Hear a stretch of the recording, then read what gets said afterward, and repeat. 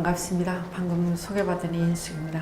사실 저녁 무렵 7시면 참 어중간한 시간인데 그럼에도 불구하고 빈자리 없이 꽉 이렇게 그 자리를 메워주신 우리 대전광역시 서구 주민 및 주민자 지원님들께 감사의 말씀을 드리고 이 자리를 또 마련해 주신 관계자분들께도 감사를 드리면서 이제 보시는 바처럼 제가 목차는 여기 이제 주민자치의 이해에 대해서 혹시 제가 잠시 여기에 참석하신 우리 전체적으로 선생님들이라고 말씀 올리겠습니다.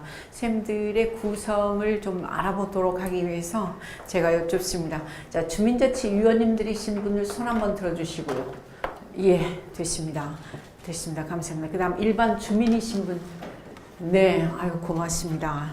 자, 이 두 주민자치위원님들과 일반 주민들을 대상으로 여기에서 맨 처음 이제 주민자치 이해에 대해서, 그 다음 두 번째는 우리들이 일상에서 자치를 할 수 있다라면 그 중에서 가장 보편적으로 이해될 수 있는 그런 사례가 있을 것 같아요. 그리고 그 사례들은 우리 주민들이 이끌어갈 수 있는, 그리고 주민들이 주인이 될 수 있는 그런 대표적인 사례로서 저게 보시는 바처럼 이제 마을 협동조합하고 그 다음에 이제 생활협동조합이라고 하는 그러한 것을 가져와서, 사실 우리가 지역에서 주인 노릇을 제대로만 한다면, 자, 여기서 협동조합과 같은 그런 경제적 공동체를 만들 수도 있을 텐데 하는 그런 뜻에서 사례로 가져왔고요. 그 다음 이제 세 번째가 자치분권의 대안으로서 제가 어쩌면 앞으로 우리가 지역에서 주민들이 중심이 되어서 할 수 있는 가장 대표적인 것에 뭐가 있을 것인가?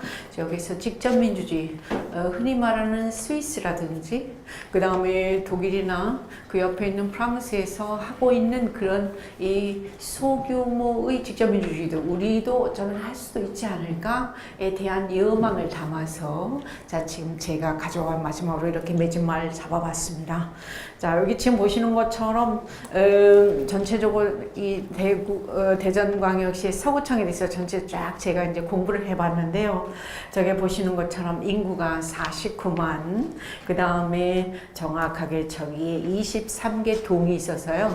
그리고 참 광역시 치고는 구가 이제 기초자치단체가 상당히 규모가 크다. 50만 명, 그리고 저로도 23개 동과 그 다음에 저기 보시면 시원한 콘서트도. 그래서 자, 지금 제가 공부를 할 수 있었습니다.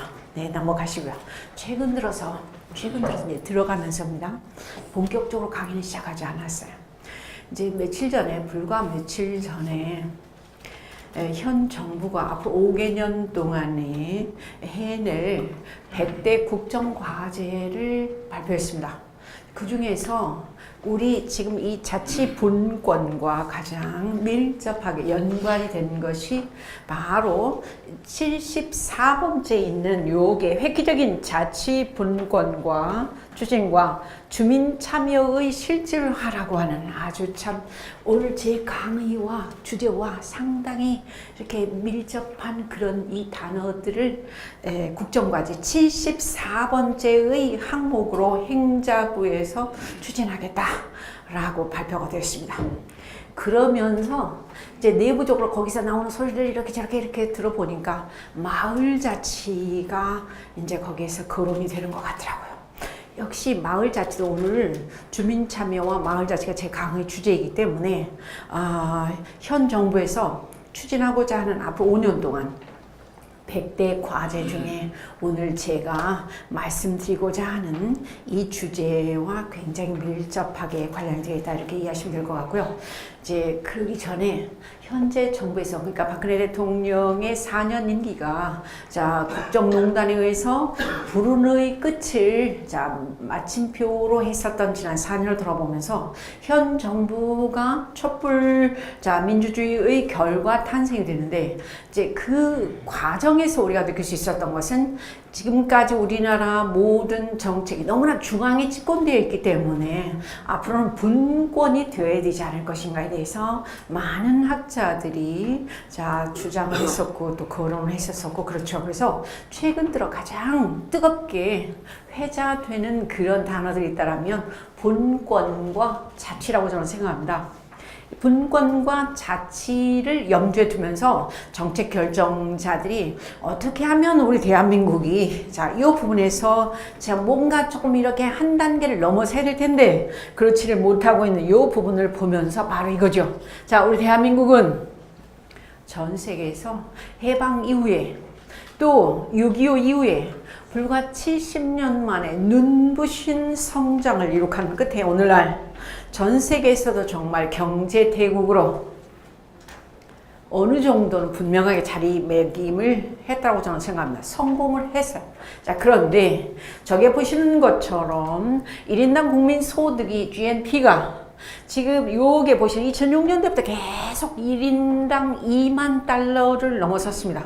근데 2만 달러를 넘어서면서부터 우리는 그때 뭐라고 하냐면 1인당 국민소득을 3만 달러로 이렇게 올라설 수 있도록 그래서 선진국의 반열에 들어가야 된다라고 얘기를 했었었는데 그 과정을 이렇게 살펴보면 계속 2만 달러 상태에서 머무르고 있어요.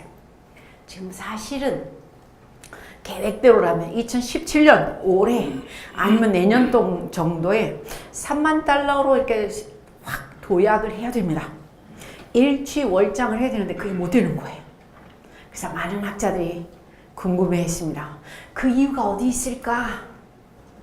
라고 많은 고민한 결과 오늘날 분명히 거기에서 우리가 답을 낼 수 있는 것은 바로 아까 말씀드렸던 것처럼 여기에 자 지금 주민 자치가 안 돼 있어요. 자치가 지역에서 우리 모두는 물론 우리 대전광역시 서구청 소속의 우리 주민들이나 그 다음에 여기에 주거지를 가지고 계시는 주민들 주민들은 굉장히 주인의식과 그 다음에 뭔가의 문제의식을 갖고 계시기 때문에 이렇게 자치분권대학에 오셔가지고 오늘 진짜 7강까지 강의를 들으시고 그럴 것 같은데 다른 데 계시는 분들은 별로 그런 데 관심 있다 없다 다 같이 없어요. 그냥 잠시만 제가 여쭤보겠습니다. 지역의 주인은 누구라고 생각하십니까? 우리 여기 앉아 계시는 위원님들 아니면 우리 선생님들 전부 다 지역의 주인은 누구라고 생각하세요? 주민. 그렇죠. 주민이죠. 근데 대다수 사람들은 주민이라고 생각하지 않아요. 주민들 중에서 특히 누구라고 생각하시면 여기 앉아있는 다 같이 나지요. 나. 그런데 대다수 사람들은 주민등록만 돼 있지 내가 지역에서의 주인정신으로 주인의식을 아니면 지역에 대해서 관심을 마을에 대해서 관심을 별로 갖는다 안 갖는다? 안 갖죠. 바로 저는 그 부분에서 굉장히 문제점이 있다고 생각합니다. 자치에 대해서 지역에서 주인에 대해서 전혀 주민에 대해서 관심이 없고요. 그 다음에 두 번째 참여라는 단어에 대해서도 일반 보통 자 지금 이 주민등록을 가지고 있는 주민들은 참여에 대해서도 관심이 있다 없다 다 같이 없죠. 없습니다. 자 그런 까닭에 아까 말씀드렸던 것처럼 지금 많은 학자들은 지방자치에 대해서는 상당히 관심이 많습니다. 그리고 지방자치, 자치하면 지방자치밖에 생각을 안 하는데 주민자치가 사실은 더 중요할 수 있거든요. 그래서 행정학을 공부하시는 교수님들도 그 다음에 또 학자들도 보면 전부 다 지방자치에 대해서는 다들 관심이 있어요. 근데 지방자치는 1995년부터 시작했으니까 정확하게 22년 민선 22년이 돼서 어느 정도 시행착오를 거치면서 지금 성공 단계에 진입이 되어 있습니다. 요즘은 자 기초자치단체장님이 중앙제 들어가 중앙정부에 가가지고 요구도 하고요. 그 다음에 또 이래야 된다 저래야 된다 자 주장도 하고 그렇습니다. 그게 어쩌면 오늘날 22년 성년이 된 지방자치의 결과이기 때문이 아닌가 하는 그런 생각이 드는데 방금 말씀드렸던 이 주민자치에 대해서는 사람들이 또 학자들이 관심이 별로 있다 없다? 없죠. 정말 그렇습니다. 그래서 어쩌면 우리 국민소득, 1인당 국민소득이 2만 불대로 지금 10년 이상 머물러 버리는 가장 큰 이유 중에 하나는 어쩌면 이 주민들 스스로 지역에서 자, 주인 정신을 발휘해서 주인으로서의 자, 어떤 그런 관심과 그 다음에 거기에 접근을 하려고 그렇게 노력하지 않는 그런 것 때문에 그런 게 아닌가 하는 그런 생각이 들고요. 그렇게 하도록 하기 위해서 가장 중요한 게 뭐냐면 지역에 사는 주민들이 주인으로서 의식도 있어야 되지만 제 방금 말씀드렸던 참여라는 단어가 엄청 중요하잖아요. 그렇게 해서 지역이 자 살아야 되지 않을까 하는 그런 생각을 해보고 요게 지금 보시는 것처럼 자 오늘날의 주민자치는 이제 제도적으로 상당히 여건이 갖춰지지를 못했다. 조금 이따 제가 말씀드릴 거고요. 그 다음에 그래서 여기서 학자들 보면 주민자치가 뭔지에 대해서 마을자치가 동네자치 다 섞어서 쓰고 있습니다. 그래서 개념조차도 주민자치가 뭐라고 하는 것에 대해서 얘기를 할 수 없는 오늘의 현실을 보면서 주민자치가 그동안 상당히 홀대되었던 것 아닌가 하는 그런 생각이 드러나고요. 그 다음에 여기에서 지금 보시는 것처럼 오늘날 세계적으로 여러 문제점들이 우리나라도 국제적으로 국내적으로 많은 문제점들이 있습니다. 그럴 때 가장 소중하게 자리매김을 해야 되는 것은 주민들의 자치력이 거기에서 중심을 잃지 않고 작동이 되어야 되는데 그 부분이 상당히 어려움이 있었었다. 그래서 여기 지금 보시는 것처럼 주민자치는 선진국에 진입한 대한민국의 선택이 아니라 이제는 필수 요건일 수밖에 없다. 무슨 말씀인지 이해 되시죠? 그죠? 자, 그렇다면 주민자치가 무엇인가에 대해서는 조금 있다가 이게 다음 페이지에 나옵니다. 그래서 사실 우리는 국민에 대해서는 그리고 국가에 대해서는 다들 관심 가져요. 그리고 국민이라는 단어에 대해서 그러니까 국가에는 국민이 있죠. 그래서 국민 오빠, 국민 해서 국민이라는 단어는 참 많이 써요.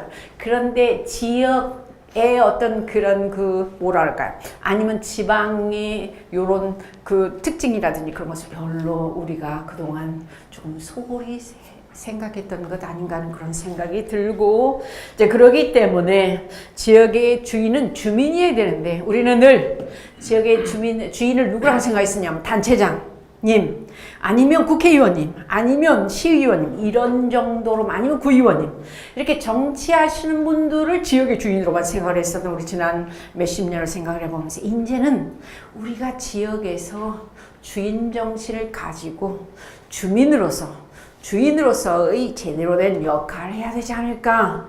이제 그게 제가 볼 때는 제 주민자치의 형식이지 않을까 이렇게 생각을 해보고요. 여기서 이제 주민자치 이해에 대해서 이제 쭉 들어가 보도록 하겠습니다. 주민자치 시대 요즘 많은 학자들이 얘기합니다. 앞으로 아까 말씀드렸던 것처럼 대한민국은 주민자치 시대가 도래할 수밖에 없다. 왜 그러냐? 저게 보시는 것처럼 인구가 고령화되고 이런저런 이유 때문에 특히 요즘은 협치라는 단어를 참 많이 씁니다. 옛날에 1970년, 80년, 90년대까지만 하더라도 2000년대 초까지만 하더라도 항상 모든 정책은 위에서 밑으로 일괄적으로 상명하달식으로 획일적으로 이렇게 모든 정책이 운영이 되었다면 이제는 그렇게 되지를 않죠. 밑에서부터 의견 수렴이 되어서 그 다음에 맨 밑에 사람들의 의견이 거기에서 반영이 되어서 그렇게 정책이 아니면 모든 의견 수렴이 되기 때문에 자, 주민자치 시대가 될 수밖에 없다. 앞으로 주민들이 주인인 그런 시대가 도래할 수밖에 없다. 자, 이렇게 말씀드리고요. 주민자치 기원에 대해서 한번 제가 말씀을 해보겠습니다. 주민자치는 사실 맨 처음에 언제 시작이 되었냐면 저 혹시 고대 그리스라는 나라 들어보셨죠? 그래서 아테네에서 2500년 전에 거기는 도시들이 조그마한 도시들 그럼 우리나라에서 오늘날 동보다 더 작아요. 한 10,000명 정도가 사는 그런 동에서 자 뭐가 있냐면 바로 그 국가가 있었어요. 오늘처럼 뭐 국왕이 있고 뭐 그게 아니라 도시국가가 있었는데 그 많은 도시국가들 중에서 아테네라고 하는 그런 도시국가가 있었는데 인구가 약 10,000명 되세요. 근데 거기에 10,000명이 항상 그 나라 도시국가의 중요한 일들을 거기서 전체 주민들이 만나가지고 거기서 회의를 해. 그런 회의를 하는 그런 광장이 아고라라고 하는 데 있죠. 아고라에서 10,000명이 1년에 약 몇 번을 모이냐면은 40번 모여요. 근데 그걸 민회라 그래. 민회를 열까 말까, 이번에 주제가 뭘까, 그 다음에 거기에서 의제가 뭘까, 이런 것을 결정하려는 사람들이 500인 평의회가 있어요. 10,000명 중에. 또 500인 중에서 주민제 지원님들처럼 한 50명의, 자, 여기에 또 뭐가 있냐 할 것 같으면, 여기에 지금 보시면 50인 위원회가 있고요. 그 다음에 500인 평의회가 있고, 그래요. 그래서, 자, 이번에 자, 지금 1년에 53주 중에서 40번 정도의 아고라에서 민회를 개최했으니까 거기서 이제 주제는 세금을 얼마를 낼 것인가? 아니면 두 번째 요게 지금 보시면 뭐가 있죠? 세금. 그 다음에 여기서 공공질서 유지. 누가 시끄럽게 떠들고, 그 다음에 무슨 뭐 거기서 성매매가 있고, 그 다음에 뭐가 있고, 그러면 그 다음에 여기서 과세, 외교, 그 다음에 누가 역적 노릇을 했어요. 그럴 때는 거기서 추방을 시켜버려요. 이런 것 등등을 전부 다 의논하는 회의 장소가 어디냐, 아까 말씀드렸던 것처럼 민회라고 하는 아고라에서.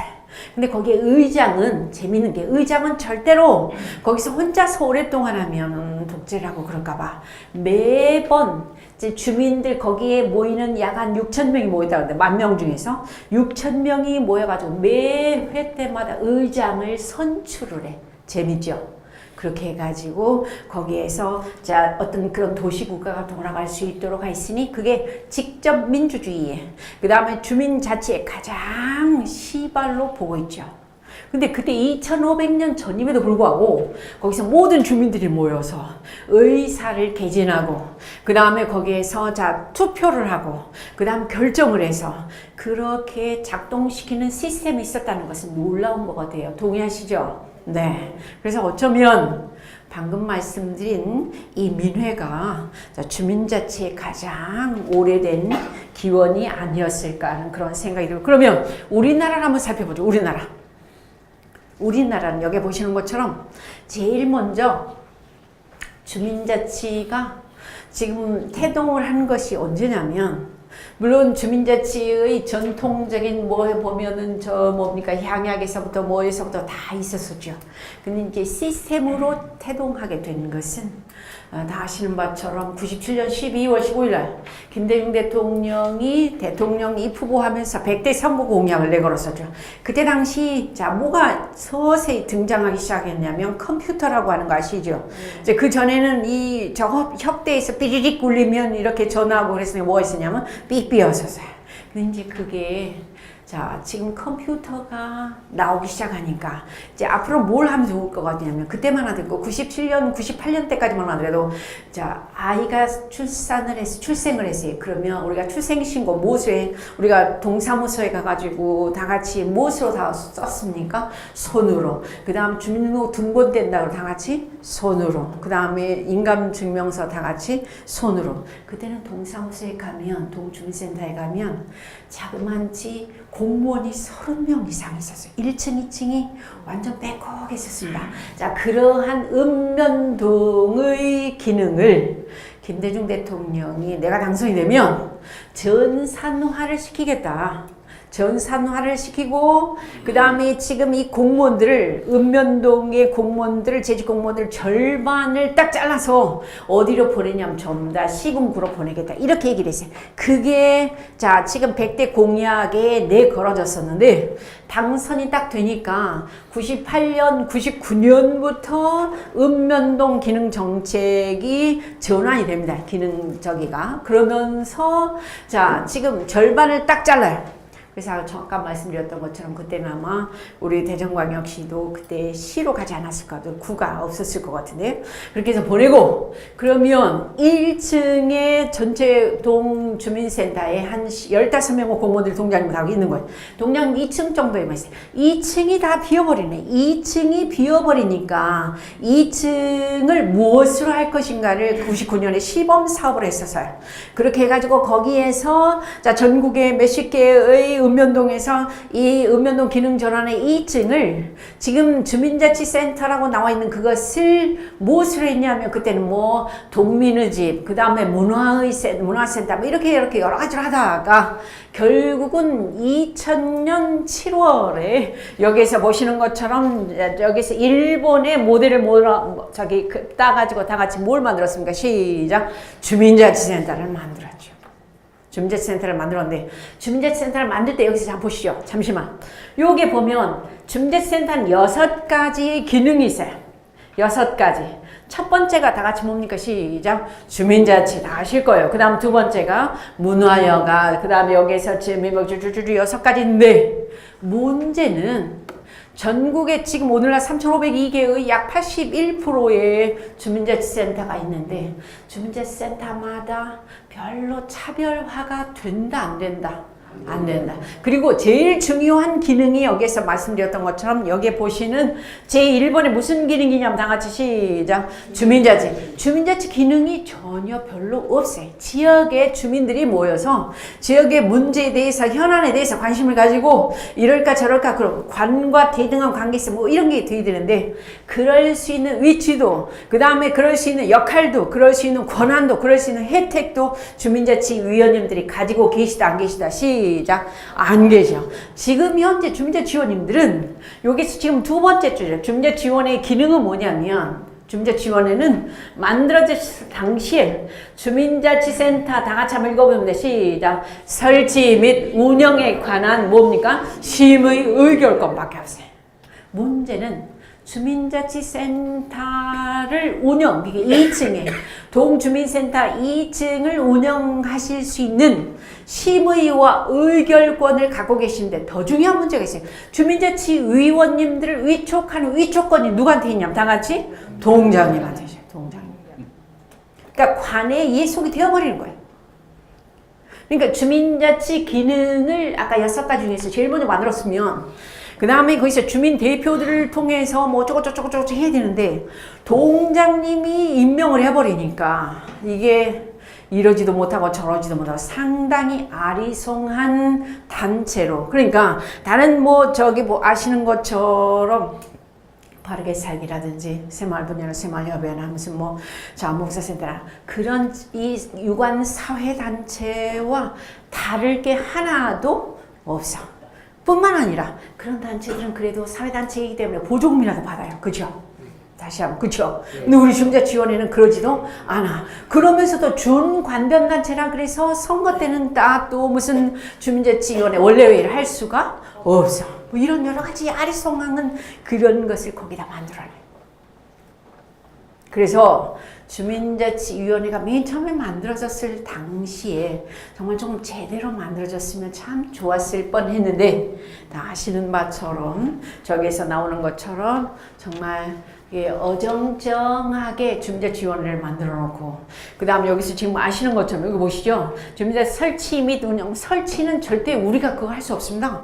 설치 특히 뭐 예를 들어서 뭐 헬스장에 무슨 뭐 기구 뭐 하는 거 정도만 이제 그 다음에 운영 특히 주민자치센터에 뭐 프로그램 같은 걸 운영한다고 해서 사실 주민자치위원님들이 이러쿵저러쿵 해서 그 다음 논의해가지고 이렇게 해봅시다 저렇게 해줍시다 그 다음에 지역의 문제에 대해서 이렇게 해봅시다 하실 수 있는 그러한 자 지금 어떤 여유도 없고 그 다음에 그럴 수 있는 기회가 있더라 없더라 다 같이 없더라. 다 지금 현재는 주민자치센터의 운영에 대해서 누가 실질적인 권한을 거기에서 발휘하고 계시냐면 다 같이 동장님이야.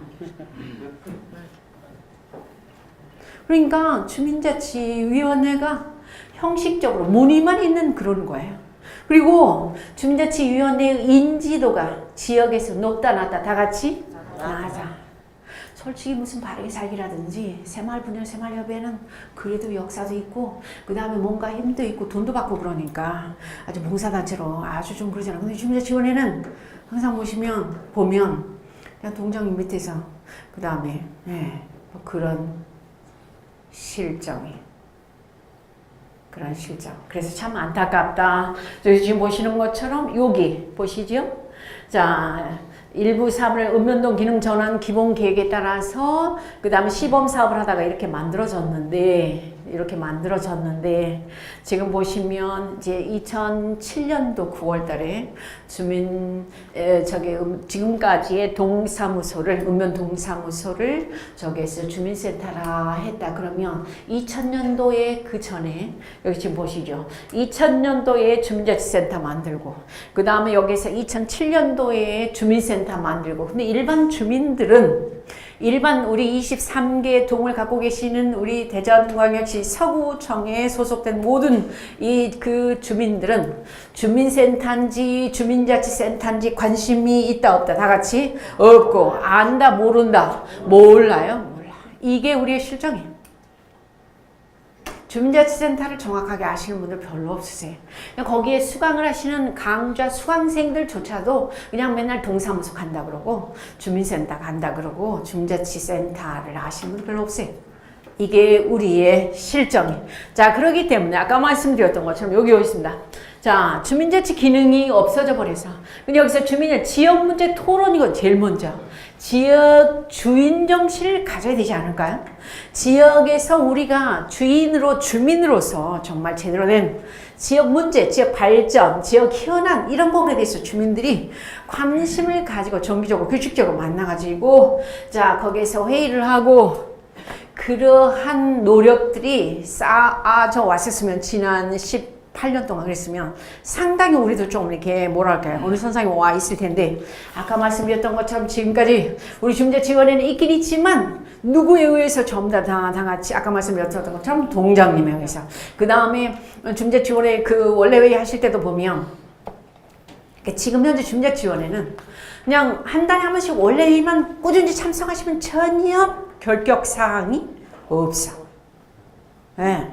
뭐 거기에 가가지고 이를테면 지역에 무슨 주민자치 기능 전혀 관심 없으셔도 전혀 문제가 없습니다. 그리고 특히 지역에서 이렇게 뭐라 그럴까요? 뭔가 좀 오래된 자영업에 종사하시는 그런 분들이 주민자치위원으로서 맨 처음에 직단체 단체장님들로 이렇게 구성이 되어 있기 때문에 가서 보면 참 거시기 할 때가 참 많아요. 주민자치위원회 원래 한 30분만 하자고 할 때도 많고 그 다음에 예를 들어 찾아가는 주민자치 아카데미 할 때도 보면 막 20분만 강의해달라고 할 때도 많고 네. 그리고 가장 또 재밌는 게 보면 주민자치 위원님들의 역량 강화가 이처럼 굉장히 중요하잖아요. 근데 그런 부분에 대해서 평소에 별로 관심을 가지시더라 안 가지시더라. 그러니까 동장님의 적당주의와 우리 주민자치위원님들의 적당주의가 딱 맞물려서 지난 18년이 갔다 해도 틀림이 없는 그런 오늘의 실정을 보면서 맨 마지막에 여기 보면 자 보시죠. 지금 현재 전국에 주민자치센터가 3,502개의 읍면동 중에서 약 81%만 이 주민자치위원회 주민자치센터가 있어요. 근데 그 중에 많은 프로그램들을 하고 있습니다. 우리 대전 서구청의 23개의 동들도 전부 다 이 프로그램을 하고 계신데 그 프로그램들의 전체 비중을 보면 약 한 62%가 그러니까 약 한 5분의 3 정도가 전부 다 무슨 프로그램이냐면 다 같이 문화 여가 프로그램이에요. 댄스가 굉장히 많고 에어로빅에다가 요가에다가 그 다음에 무용에다가 그 다음에 헬스장에다가 동의하시죠? 네. 근데 이 주민자치센터는 공공기관이잖아요. 그러니까 조금 지역의 발전을, 지역의 주민들을 움직일 수 있는 그러한 그 기능을 하는 그런 곳이면 좋은데, 이것 지금 하고 있는 것은 그냥 평생교육기관처럼 프로그램만 돌아가고 있어요. 그러니까 이웃의 복지관이나 이웃의 저쪽에 무슨 다른 단체들이 돌리고 있는 그런 프로그램하고 다를 게 아무것도 없어요. 그게 참 안타까워. 정말 안타까워요. 자, 우리는 여기서 뭔가 조금 시각을 달리해야 되지 않을까 하는 그런 생각이 있습니다. 그래서 지금까지 주민자치센터는 여기서 보면, 자, 여기서 이 심의 의결 기관인데 주민자치위원회 참 안타깝죠. 정말 안타깝습니다. 뿐만 아니라 여기서 보시는 것처럼 평생교육기관의 강좌를 운영하고 있다. 네. 제가 옆으로 살짝 빠져볼까요? 너무나 긴장하고 계신 것 같아서. 빠져볼까요? 네. 네. 제가 이제 전국적으로 이렇게 교육을 참 많이 다녀요. 많이 다니는데 이제 모 구를 이제 어느 광역시라고 얘기하지 않겠고 모구에 중재 지원님들의 이제 워크숍을 가신데, 근데 벤치마킹도 엄청 자주 가셔. 근데 벤치마킹이 사실은 보면 친목이 굉장히 중요하다고 저는 생각합니다. 근데 대부분이 뭐하러 가시면 그냥 놀러 가시는 매년 동의하시죠? 네. 근데 이제 모구가 저기 그 워크숍을 가신대요. 그래서 가서 이게 어떻게 가냐 그랬더니 버스를 8대를 가네. 300 몇십 명이. 그 다음 어디 연수원에 가가지고 그 다음 거기에서 오후 2시쯤 도착을 하셔서 방배정을 하고 300명 이상이 되니까 그 다음 두 번째 이제 한 3시 4시쯤에 구청장님, 단체장님의 특강 하나 놓고 그 다음에 식사하시기 전에 웃음치료사 강의를 하나 놓고 그래서 실컷 웃어서 이제 좀 이렇게 배를 고프게 한 다음 저녁 식사하시고 그날 저녁은 동별로 중재 지원님들 뭐 하시냐면 뭐 할까요? 워크숍을 해요. 워크숍을 하는데 저녁 내 뭐가 함께 하냐면 다 같이 주님과 함께 술과 그래서 그 다음날 10시부터 저를 불러 이렇게 초청을 해서 특강을 하는데 중재 지원을 바람직한 역할과 자세에 대해서. 그러면 어제 300 몇십 명, 자, 버스 8대로 왔다는 거 분명히 알아요. 근데 가서 이렇게 딱 보면은 이 특강 들으시러 오신 분들은 거의 한 30여 분? 근데 몸과 마음 안에 계속 누구와 함께 계시냐면 주님이 함께 계시니까 불편해. 그러면서도 자, 지금 1시간 뭐 10분 정도 특강을 해요. 근데 저도 힘이 빠지고, 들으시는 위원님들도 힘이 빠지시고, 그런데 더 중요한 것은, 마지막에 평가받을 때는 320명, 자, 워크숍을 통해서 이제 그 중재 지원 역량 강화 교육에 참여했다라고 딱 숫자가 올라가 버리는 거야. 누가 알아요? 몰라요? 다 같이? 몰라요. 그리고 원래 회의 하실 때도 마찬가지예요. 원래 회의 하실 때도 사실은 동장님께서 오셔가지고 이제 구의 시의 전달사항, 협조사항, 지시사항 다 확인하시고 이렇습니다, 저렇습니다, 그렇게 하시고 사실은 동장님이 어떻게 해주셔야 되냐면 다 같이 나가주셔야 되죠. 그래야 중재 지원님들이 거기서 앉으셔서 지역의 문제에 대해서 현안에 대해서 토론도 하고 자 지금 이렇게 어성도 높이고 그러한 분위기가 있어야 정말 중재 지원이 되는데 대부분 지금 동장님 끝까지 계시니까 지역 현안에 대해서 뭐 여기서 발의하고 질의하고 그 다음에 토론하고 뭐 이렇게 어떻게 생각하시면 저렇게 생각합니다. 근데 보면 전부 다 제가 이렇게 그 중재 작가님 찾아가는 걸 이렇게 가서 보면 전부 다 입만 다물고 계셔. 이렇게 하시고 그 다음 이거 있습니까? 없습니다. 뭐 동의합니다. 그냥 속사포로 회의가 진행이 돼버리는 거. 그 다음에 오늘 저녁 식사는 어디서 하는데 거기에 가가지고 의하여는 아주 열심히 뭐 이렇게 하시는 우리를 보면서 이거는 좀 아니지 않는가. 아유. 왜 아이고? 아니 어떻게 잘하시네. 잘하셔. 아 제가 너무 잘하거든요. 근데 이제는 지금까지는 그러셨어도 돼요. 지금까지는. 근데 이제는 세상이 다 바뀌고 있어. 그 다음 우리도 조금 바뀌어야 되지 않을까? 지역에서 이제는 우리가 주인으로서 특히 주인이다 그러면 지역에서 어른으로서 마을 사람들을 지금까지 여기 바로 조금 밑에 나와요. 여기서 여기 보면 자 나옵니다.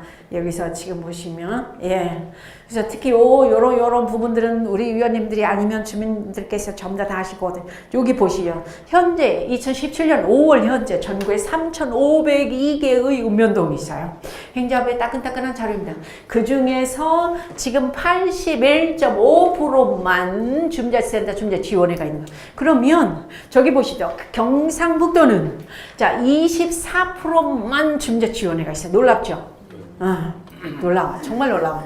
그 다음에 저 옆에 보면 전라남도 57%만 주민자 지원 중재센터가 있어요. 그러면 나머지 43% 나머지 70몇 프로의 중재센터 중재 지원이 없다는 것은 자 지금 정치를 하시는 분들은 자 정책 결정을 하시는 분들은 따지고 보면 뭔가 뭐라 그럴까요?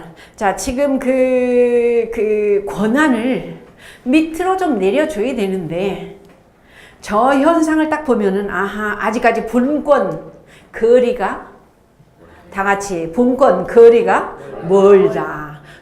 주민이 똑똑한 것을 똑똑해지는 것을 정치하시는 분들 별로 원하지 않을 수도 있다. 제가 볼 때라고 생각하면 틀림없는 것 같아요. 그럴수록 우리의 주민들이 무엇을 좀 키워야 될까요? 다 같이 역량을 좀 키우고 공부를 하셔서 지역에서의 주인으로 조금 높은 자리를 우리가 그러니까 선거 때만 와서 그 사람들이 이렇게 고개 숙일 것이 아니라 평소에 우리가 주인으로서의 좀 역할을 잘해야 되지 않을까. 동의하시죠? 네, 그렇습니다. 자, 넘어가서 향후 이제 주민자치회가 지금까지 좀 미미적거렸었던 주민자치회가 조금 달라질 것 같은 그런 생각도 들고요. 자, 여기서 보시죠. 여기서 주민자치위원회인데 주민도 없어. 그러니까 인지도가 제일 낮은 거예요. 주민자치위원회는 그게 뭔 단체냐고 다 그래. 예. 거의 뭐 3%, 5%. 우리 위원님은 자, 어느 동에서 오셨습니까? 둔산 이동입니다. 네, 둔산 이동에. 둔산 이동 주민들은 자, 둔산 이동 주민자치위원회를 몇 프로 정도 알고 계실까요? 글쎄요, 뭐 한 10% 이내일 것 같은데요. 10% 이내. 어느 동에서 오셨습니까? 내동에서 왔습니다. 내동에서. 내동 주민들은 주민자치위원회를 내동을 맞추면 한 10% 정도 할까 예상. 네. 감사합니다. 그래서 방금 말씀드린 것처럼 주민 대표들로 꾸려진 우리 주민자치위원회의 위원님들이 자, 주민들로부터 인지도가 좀 높아지도록 이제 조금 노력을 해야 되지 않을까 하는 그런 생각. 그 다음에 자치는 쉽더라 어렵더라 다 같이 어렵지요. 자치만큼 어려운 건 없는 것 같아요. 네, 자치만큼 어려운 건 없는 것 같아요. 자, 주민도 없고 자치도 안 되고 그런 오늘의 현재 주민자치위원회 자, 저는 분명히 문제 있을 수 있다. 그래서 우리가 고민해보자. 한번 여기서 반성해보자 하는 그런 자리였으면 좋겠다는 그런 생각이 들고요. 네. 그래서 여기서 지금 보시죠. 현재까지 주민자치위원회는 사실 이 읍면동장님의 하부 조직 예. 그 다음에 하부 기관 그런 정도로 이렇게 자리매김을 하고 있다. 그래서 따지고 보면 여기서 지금 보시는 것처럼 어떤 그 주민들이 자치를 할 수 있는 그런 여건도 분위기도 특히 혜택도 권한도 아무것도 없어요. 지금 현재 상태로는. 그러니까 제도적으로 그런 게 분명히 한계가 있기 때문에 여기서 지금 보시는 것처럼 결론적으로 읍면동 공간에서는 주민자치가 지금 거의 없다. 실행되지 않고 있다고 해도 틀린 것은 아니라고 하고요. 그렇기 때문에 이제 방금 말씀드렸던 것처럼 우리가 뭔가 좀 달라져야 되지 않을까. 여기서 자 보시면 될 것 같아요. 자, 지금 대한민국의 개인들은요. 정말 똑똑해. 개인의 성공과 개인의 출세, 개인의 영달을 위해서는 정말 열심히 노력하죠. 허리띠 졸라매고 밤잠 안 자고 노력해. 아까 잠시 소개에 나왔었지만 제가 독일에서 유학을 12년 했는데요. 독일 사람들이 이렇게 보면 정말 일과 그 다음 일상을 구분해. 일 딱 끝나면 일상으로 돌아가서는 너무나 스트레스 안 받고 그 다음에 노력을 하지 않아요. 근데 우리는 그냥 월화수목금 뭐 아시잖아요, 그죠? 주말이 없는 우리 일상. 요즘에 이제 조금 주말이다, 그 다음에 휴가다고 그러는데 옛날 지금 연세 50, 60 되신 분들은 진짜 처절하게 정말 맹렬하게 살아오셨었잖아요. 그런 까닭에 오늘날 대한민국이 있는 건데 따지고 보면 자, 개인은 정말이지 훌륭하고 부지런하고 그 다음에 자기 발전을 위해서 아끼지 않는 그런 노력을 투자하는 그런 우리 개인들은 그래서 여기서 지금 보시는 것처럼 개인들은 자치를 너무 잘하고 있어요. 개인들은 80점, 90점, 100점을 주세요. 근데 문제는 그 개인들이 마을로, 동네로, 지역으로 나온다, 안 나온다? 안 나오죠. 문제는 저는 그거라고 생각합니다. 문제는 그거예요. 우리나라 사람들이 이렇게 부지런하고 그 다음에 이렇게 정말 이 빨리빨리 그 능동적으로 움직이는 이런 건 진짜 세계 어디에 내놔도 꿀리지 않잖아요. 이렇게 부지런하고 이렇게 정이 많은 우리 국민들의 어떤 특장점이 있음에도 불구하고 자, 아까 말씀드린 인하 국민소득이 10년째 2만 불에서 머물거든요. 이거 문제가 있다 저는.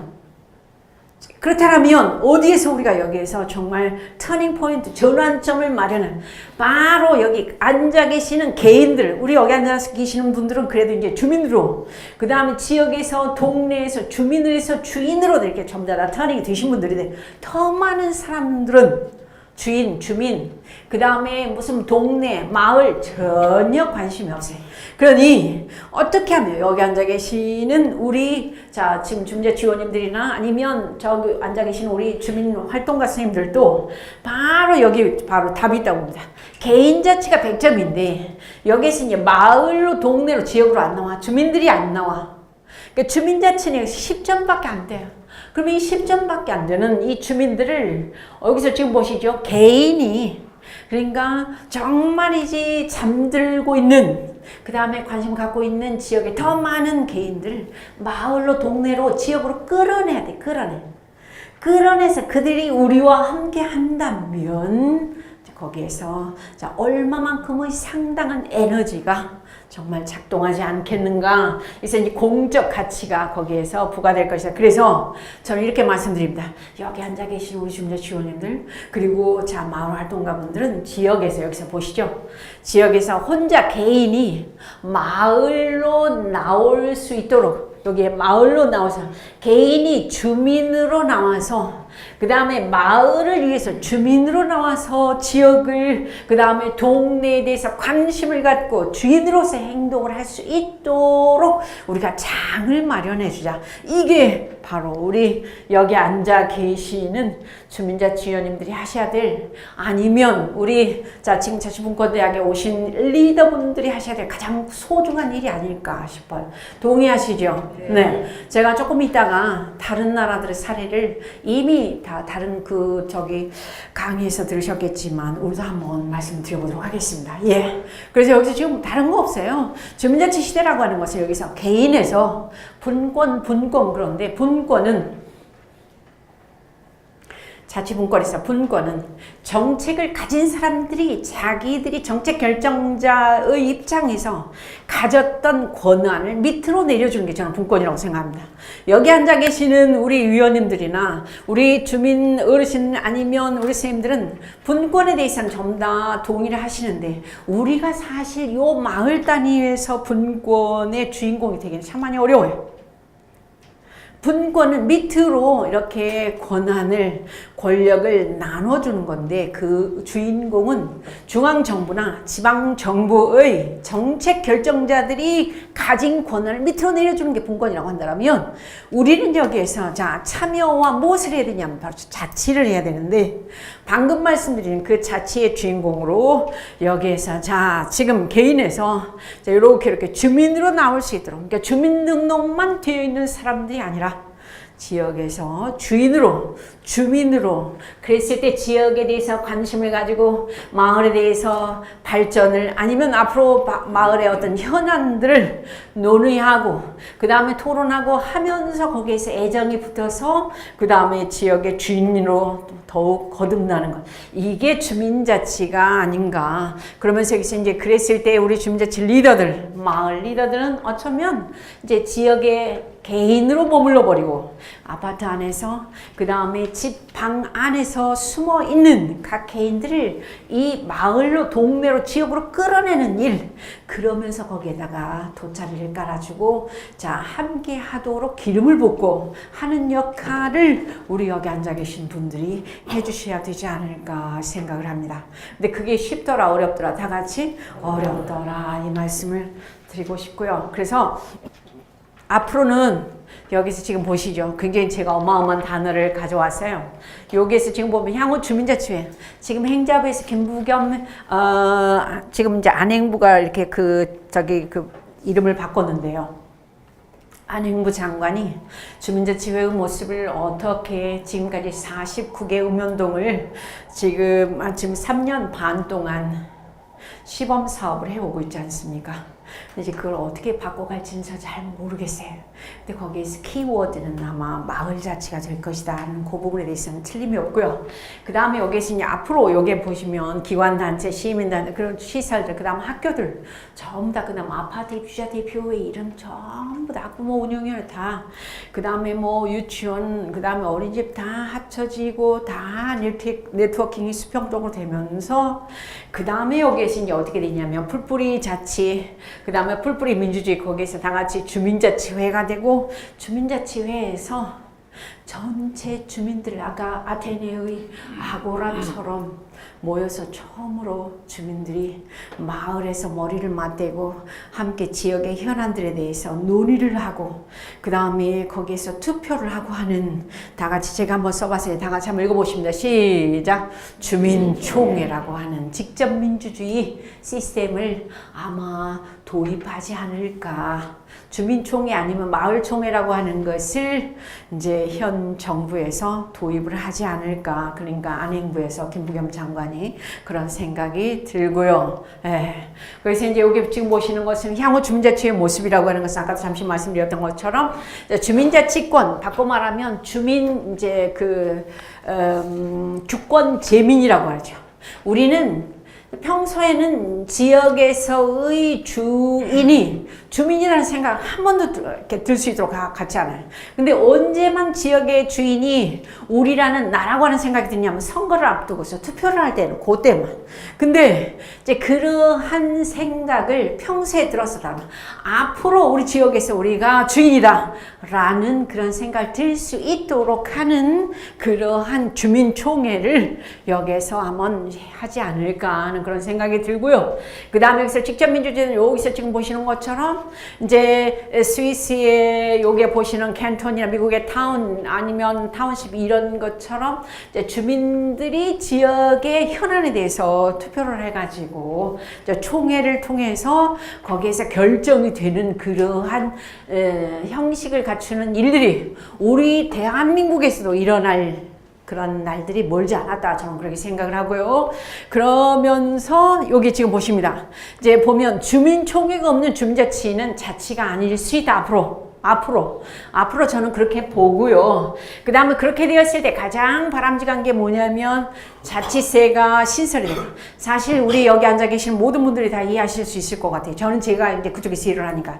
주민자치위원회가 재정적인 자립이 안 된 상태에서 자 지금 주민자치가 성공할 수 있다 없다 다 같이 없다라고 생각이 들어요. 근데 이 부분에 대해서는 잠시 제가 엊그저께 바로 4, 5일 전에 제주도에서 어떤 일이 있었냐면 제주도가 특별자치도잖아요. 그렇기 때문에 조금 달라.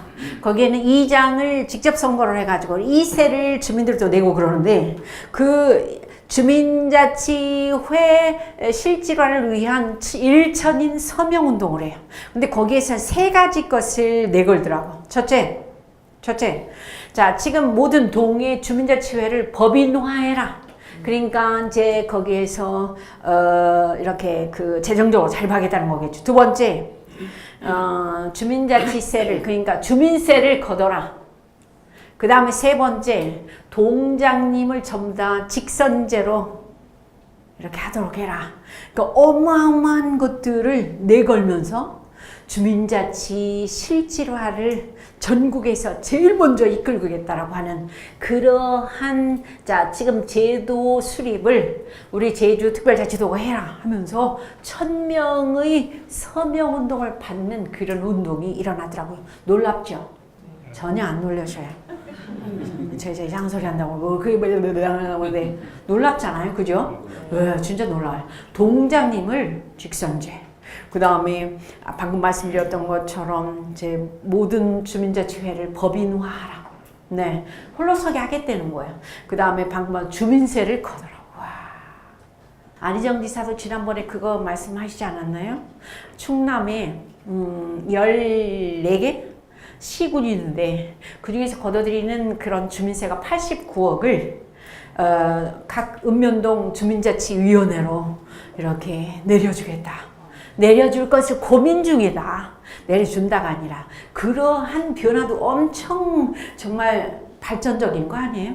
지금까지는 상상도 할 수 없었던 그런 얘기들이잖아요. 그죠?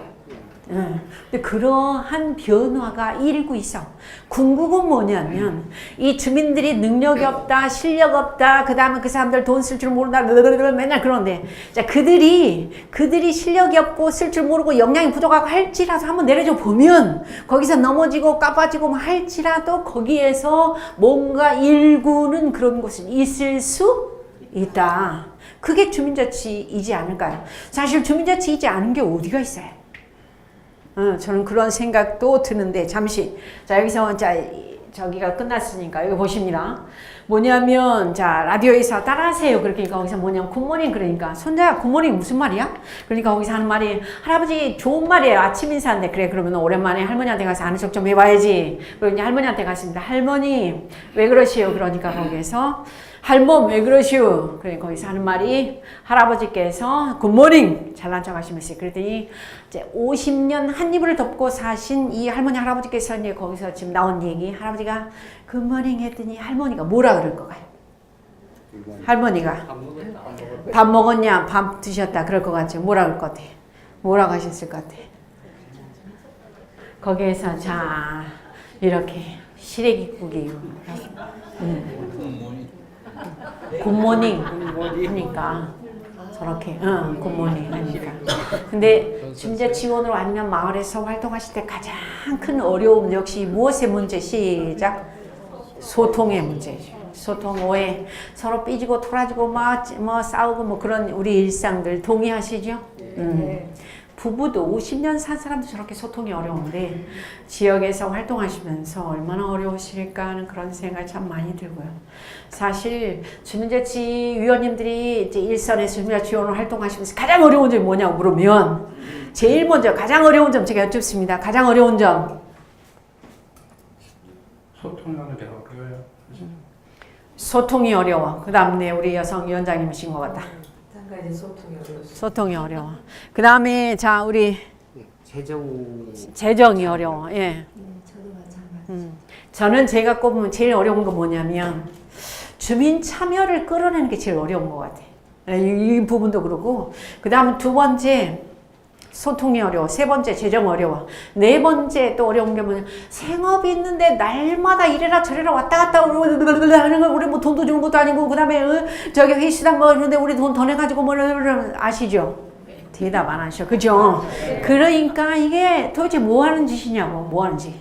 그 다음 또 임기까지 있어.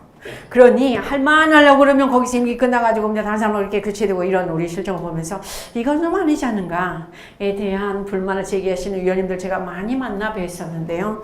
참 자치가 쉽지는 않더라 이 말씀드리고 그 다음에 아까 말씀드렸던 것처럼 자 자치에서 가장 대표적인 사례는 여기에서 이제 협동조합 사례인데요. 협동조합 사례를 제가 여기서 몇 개를 소개해 올리도록 하겠습니다. 첫 번째가 이제 저기 성남시의 복정고등.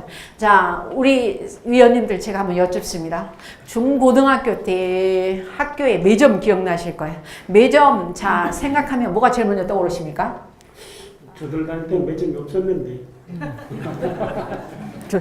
좋습니다. 감사합니다. 매점 뭐가 떠오르십니까? 쉬는 시간에 가서 간식 사는 거.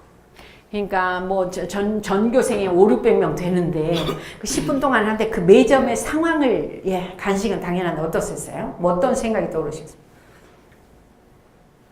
독점이지, 독점. 그렇죠. 독점 또 매점에는 혼잡하다. 뭐 이런 그렇죠. 거죠. 혼잡하다뿐만 아니라 저는 전쟁 같은 그런 기억이 돼요. 막 손 막 이렇게 해가지고 막 여기서 뒤로 잡아 빼고 누구는 뭐 사람들 좀 사달라서 근데 거기서 파는 그런 식품들이 다 솔직히 고급 식품이었다 아니면 불량식품이었다 지금 생각해보면 다 같이 불량식품. 그런데 먹거리 문제가 굉장히 중요하잖아요. 근데 그 매점은 거의가 다 독과점을 하기 때문에 거기서 파는 음식들은 출처 불명의, 그 다음에 하여튼 내용 불명의 그런 음식들 참 많이 파니까 이제 성남시의 복정고등학교에서 특히 제일 먼저 관심을 가졌던 분이 선생님들, 학생들, 학부모님들이 하나가 돼가지고 거기에서 뭘 만드냐면 다 같이 여기 지금 나와 있어요. 다 같이 시작 협동조합. 그러니까 친환경 학교 매점을 저희들이 운영을 해버려요. 직접 요걸 따오고 이렇게 해가지고 협동조합을 그렇게 운영할 수 있도록 전부 다 학부모들이 거기에서 이제 회원이 협동조합 회원이 돼가지고 돈을 모아서 물건 떼어가지고 그 다음에 거기에서 돌리고 돌한 그러한 시스템을 하였으니 자 복정고등학교에 바로 사회적 협동조합이 제1번으로 제가 가져왔는데 저것도 사실은 이제 일반 그 매점 주인한테 보면 학교장 선생님들하고 전부 다 연계가 되고 이사장님하고 연계가 되어 있는 그런 것을 우리가 눈 감아주면서 불량식품 아니면 출처불명의 그런 식품을 자녀들에게 먹이는 것보다 우리가 주인 노릇을 딱 했을 때에 거기서 뭔가 변화가 일어나서 저런 운동이 저러한 조합이 만들어져 성공한 케이스를 제가 저렇게 가져오고요. 자, 지금 요렇게 굉장히 바람직한 거예요. 우리가 조금만 의식이 있고 조금만 주인정신 있고 조금만 문제의식을 가지면 충분히 할 수 있다. 지역에서도 마찬가지예요. 우리가 늘 우리가 뭘 해? 어떻게 해? 이러면서 소극적으로 뒤로 빠지고 그냥 하면 우리가 포기하고 그러니까 거기서 조금만 더 우리가 주인정신을 발휘하면 지역의 문제에 대해서 현안에 대해서 자 뭔가 이웃들과 논의를 하면서 더 좋은 아이디어를 거기에서 자 지금 이렇게 만들어내면서 그 다음에 건의를 하고 그 다음 우리가 주인으로서 거듭날 수 있다 그런 생각이 들고요. 이제 두 번째가 대전 아이쿱인데 바로 여기네 그죠? 저기 보면 유성 한밭 생협 유명하죠 전국에. 회원 25만 명 정도가 되는 한동안 아시는 것처럼 미국에서 뭐 GMO가 지금 그 보면 그 유전자 그 조작한 그런 콩들 또 뭐들 엄청 많이 들어오잖아요. 근데 우리는 그런 부분에 대해서도 중요하다는 건 알아. 그런데 다들 귀찮아해. 동의하시죠? 그 다음에 또 보면 농약 잔류 농약 뭐 이런저런 그런 것들 엄청 문제가 되고요. 요즘은 이제 계란도 지금 뭐 한 판에 30개들이 한 판에 10,000원이 넘으니까 여기저기서 막 들어오는데 지금 알 수가 없습니다. 뭐 이런저런 그런 우리가 지금 이 식생활에서 접할 수 있는 바로 그런 그 음식에 대해서 이제 우리 지역에서 나는 로컬 푸드에서 궁극은 자치가 가장 중요한 게 바로 로컬이 사는 거거든요.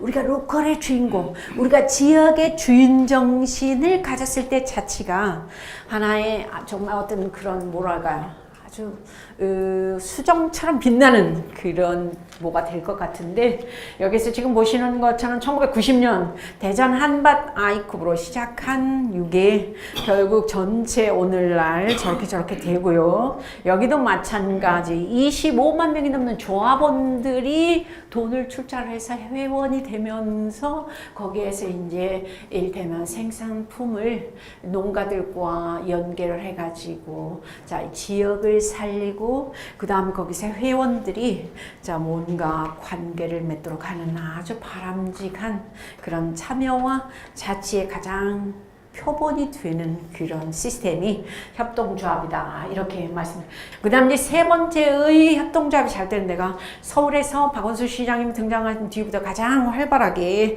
자 지금 이렇게 논의가 되고 있는 바로 성미산 협동조합입니다. 성미산 협동조합 94년에 보면 이제 공동 육아를 목적으로 마을의 몇 사람이 이렇게 뜻을 모아가지고 거기서 터를 잡았던 것이 그 다음에 98년에 김대중 대통령이 오고 그러면서부터 거기가 이제 서서히 이렇게 이제 기지개를 켜죠.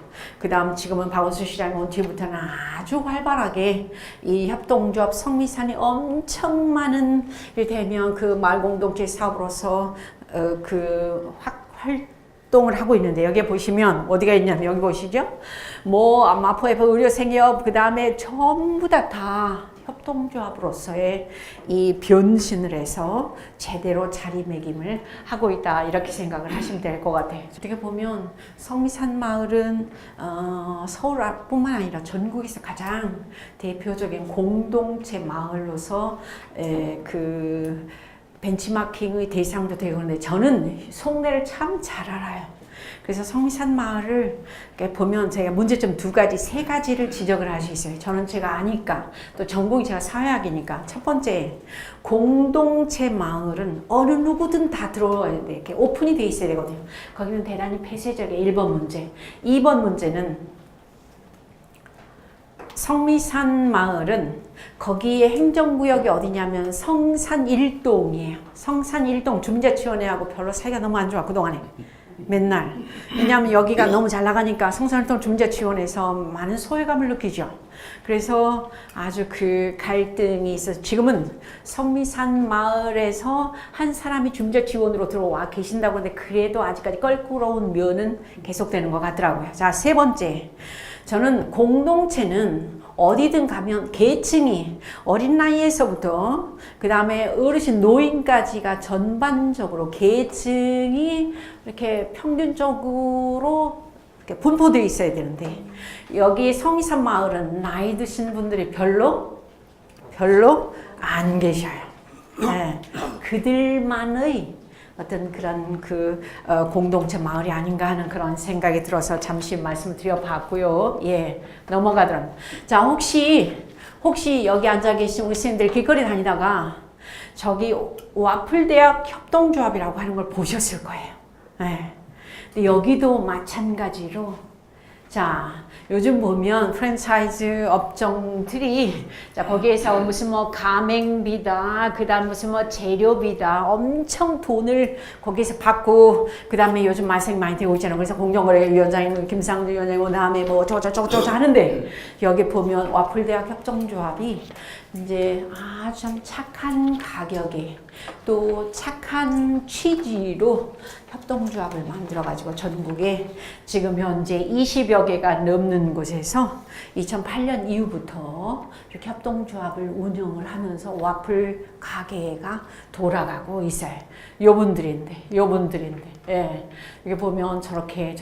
그래서 지역에 우리가 주인 정신을 가지면 아까 말씀드렸던 것처럼 자, 지금 지역의 현안이 문제가 이렇게 우리 주민들 눈높이에서 발견이 되고 그 다음에 그것이 개선될 수 있는 것과 마찬가지로 이제 앞으로는 여기에서 자, 지금 경제 공동체로서 거듭날 수 있도록 협동조합이 여기서 제가 가져왔습니다. 이렇게 넘어가서 이렇게 보면 이게 와플 대학 협동조합이고요. 네, 넘어가서 여기 보시면 더 아실 수 있어요. 여기 보면 협동조합은 생존율이 93.1, 3년 이상 살아갈 수 있는 그런 그 생존 기간이 반면 요게 보통 이제 그 기업을 자영업자들 이렇게 봤을 때 10년 생존율이 여기서 16.4%밖에 되질 않아요. 최근에는 더 낮아졌을 수도 있어요. 그런 거 본다면 협동조합의 생존율이 저렇게 높다는 것을 볼 때 우리 지역에서 우리들이 주인으로서의 제대로 된 정신만 가지면 협동조합도 만들고 그 다음에 협동조합도 우리가 주인으로서의 회원이 되어가지고 밀어주면 충분히 가능성이 있다. 저는 그렇게 보고요. 예. 지금부터는 뭘 하냐면 자치분권에 대한 여기서 직접민주제 도입을 아마 직접민주제라고 하는 것은 우리들이 주인이 돼요. 마을의 주인이요. 그렇다고 해서 무슨 그 관과 대립하고 뭐 이런 것이 아니라 자, 아까 말씀드렸던 첫 번째 직접민주주의 가장 대표적인 주민총회 같은 경우는 이제 최근 들어서 서울시 424개 동에서 35개 동이 이 마을총회 내지는 주민총회를 했어요. 이제 그걸 제가 이렇게 소개를 해봅니다. 이렇게 이제 13개 자치구에서 35개 동에서 마을총회, 주민총회를 해서 주민들이 의제를 발굴하고 그 다음에 거기에 대한 투표도 하고 해서 직접 민주주의의 첫 발자국을 미미하나마 이제 떼고 있는 그런 상황인 것 같은데요. 여기서 지금 저쪽에 전라남도 광주광역시에 어디가 있냐 그럴 것 같으면 여기에 북구에 일곡마을이라는 데 있어요. 전국 주민자치 박람회에서 최우수상을 거머쥔 일곡마을이라고 하는데 거기에서는 학교가 굉장히 많아요. 거기에서 자 북구에 학교가 18개 정도 있는데 학교가 청소년들이 많이 있음에도 불구하고 청소년들이 쉼을 할 수 있는 그런 공간이 없어. 그래서 청소년들이 우리들이 쉴 수 있는 공간을 자 카페를 만들어 달라라고 제안을 해서 거기에서 구청장님하고 해가지고 청소년 공간도 만들어주고 또 이것도 해주고 저것도 해주고. 그러니까 사실 어떻게 보면 지금까지는 지역에서 어떤 문제에 대해서 별로 그렇게 관심을 갖지 않았었던 주민들이 지역에 대해서 우리가 주인으로서 뭔가 관심을 가지고 제안도 하고 그 다음에 그걸 달성도 하고 하는 그런 총회들이 여기저기에서 이제 여기서 지금 보시는 것처럼 넘어가고요. 여긴 10마을총회입니다.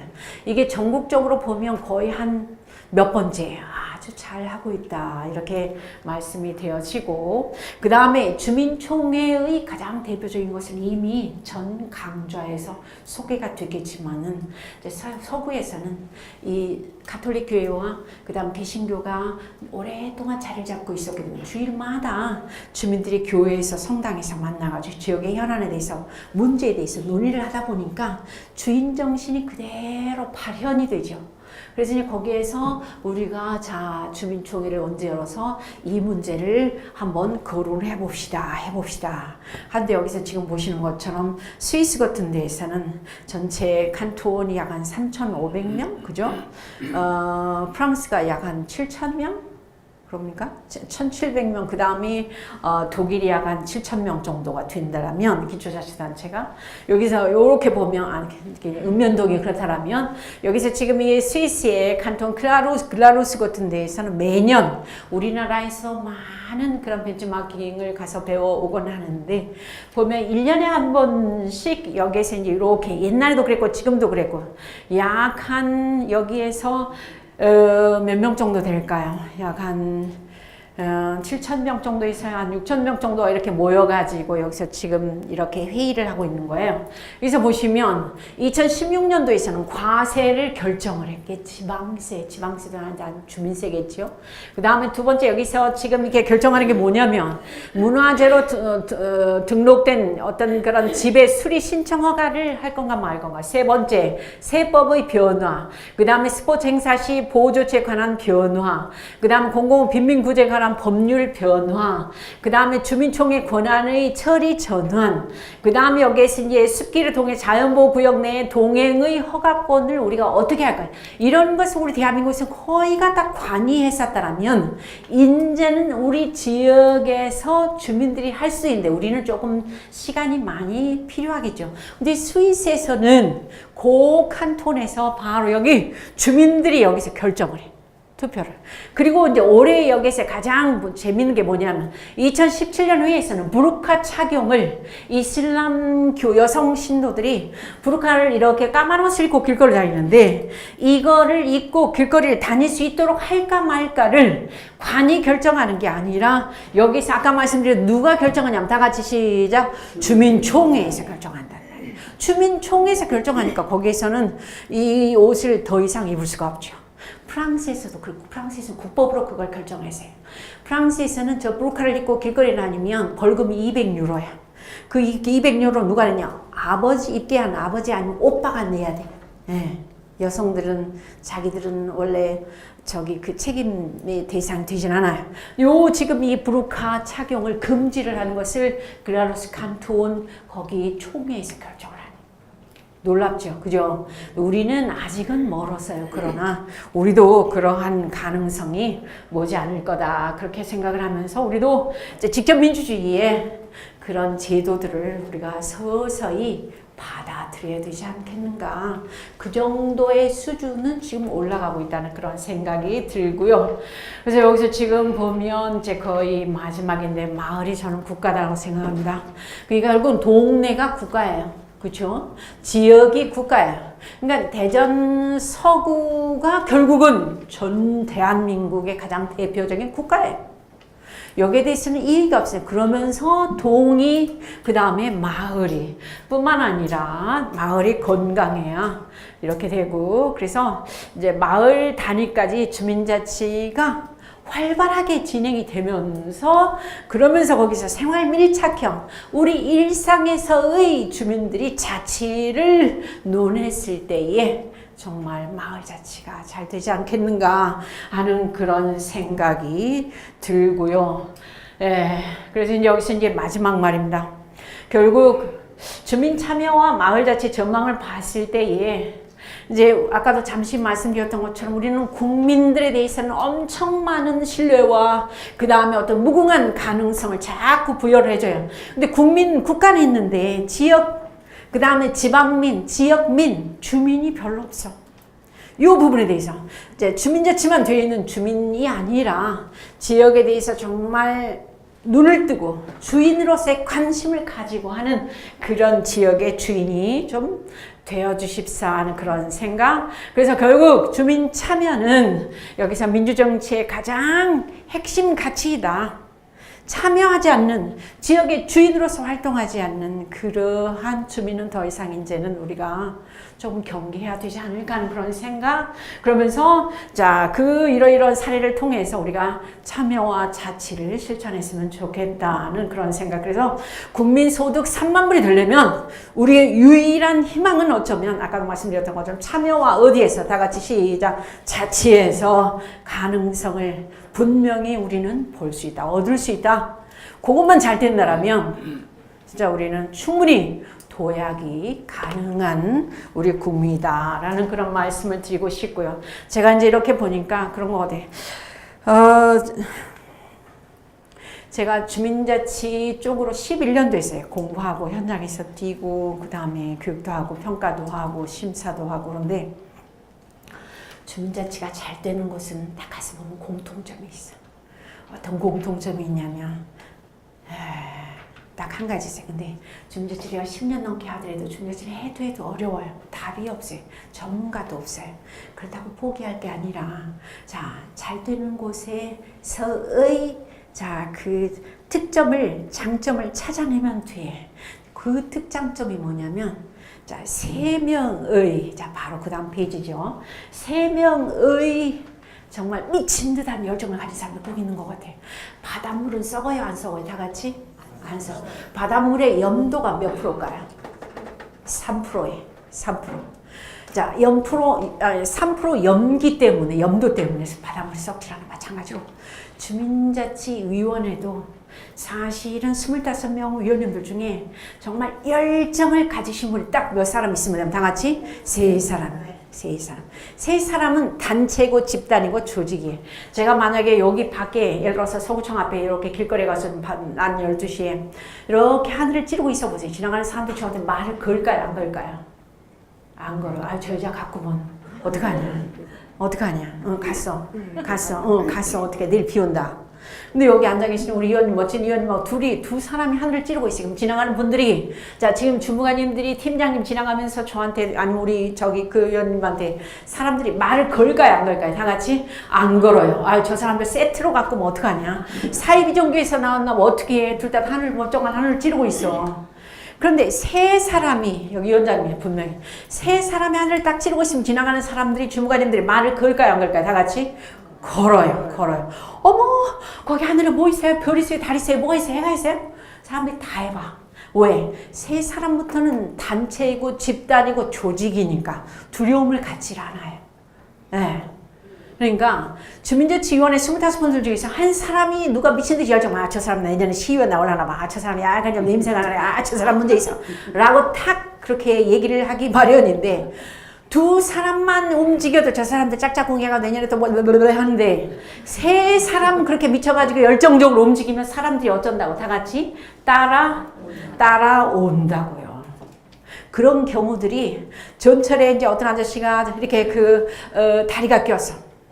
약줄 좀 너무 드신 나머지 이렇게 하는 순간에 전철이 딱 들어오니까 거기서 기관사가 바로 스톱을 해가지고 거기 샀던 사람들이 한 200명이 다 나왔어요. 저 아저씨는 막 다리가 이렇게 그냥 그게 좁은 데다가 이렇게 허벅지가 꼈으니까 당연히 다리가 잘라지면서 이제 뭐 위급 상황이요. 어떤 사람 사진 찍고 어떤 사람 119 전화하고 난리예요. 그럴 때 저 같은 사람이 저 죄송하지만 우리 전철을 한번 밀어봐요. 그러면 사람들을 밀까요? 안 밀까요? 안 밀어요. 미친 일 이렇게 하면서. 근데 두 사람이 역시 밀자고 해서 사람들이 움직여 안 움직여? 안 움직여. 그런데 세 사람이 밀자고 하면 사람들이 어쩐다고요? 밀어. 지리종주할 때 천왕봉 4시 반에 가보세요. 두 사람이 가면 무서워 안 무서워? 무서워. 근데 세 사람이 가면 절대 안 무서워. 진짜 제가 다 해봤어. 마찬가지로 주민자치를 잘하고 있는 데를 가만히 보면 제가 컨설팅도 많이 하는데 전 딱 봐. 주민자 지원님들 세 분이 있나 없나? 있으면 돌아가. 제가 나온 뒤에도 있으면 사업이고 뭐고 다 돌아가. 근데 이렇게 돌아가. 근데 없는 상태에서 제가 아무리 좋은 사업 만들어 드리고 제가 나오면 어떻게 나와? 폭삭 깔아줘. 그게 진짜 중요한 거거든요. 자, 역량 있는 몇 분이 필요하다. 다 같이 세 사람이 필요하다. 우리 자 오늘 열심히 들어주신 23개 동에서 오신 위원님들 아니면 끝까지 한 분도 안 주무시고 아주 열심히 들어주신 우리 활동가 선생님들 아니면 관심 있는 주민 선생님들 자 혹시 여기서 자치 다 동의하시죠? 타치는 싫어요. 자, 넘어가서 자, 불가능은 없다. 애벌레한테도 날개를 달아주면 날 수 있어요. 할 수 있다는 가능성을 믿으면 충분히 할 수 있어요. 근데 아이고 자취하고 골치 아파. 나 먹고 살기도 어려운데 이미 포기되어진 거예요.